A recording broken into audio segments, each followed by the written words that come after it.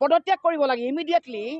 অমিত শ্বাহ ডাঙৰীয়া, তাৰ আগতে ৰাজনাথ সিং ডাঙৰীয়া আছিলে, দুয়োগৰাকীয়ে পদত্যাগ কৰিব লাগে।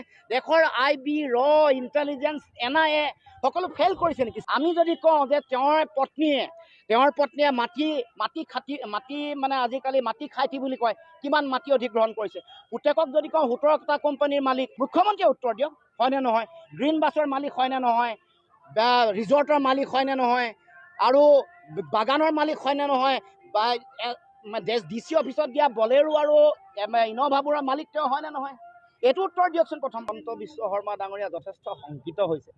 গৌৰৱ গগৈ ডাঙৰীয়াৰ জনপ্ৰিয়তা দেখি লোকসভাত তেওঁৰ যিটো পাৰফৰ্মেঞ্চ আৰু অসমতো তেওঁলোকে সকলো ধৰণৰ চেষ্টা লগাই যোৰহাটত তেওঁ হৰুৱাব নোৱাৰিলে। শ কোটি টকা মানে খৰচ কৰিও মানুহক প্ৰলোভন দিও তেওঁলোকে যেতিয়া দেখিলে যে জনগণ নহয়, জনগণ আচলতে শক্তিশালী নেতাৰ লগত আছে, তেওঁলোকৰ অন্যায়ৰ বিৰুদ্ধে আছে,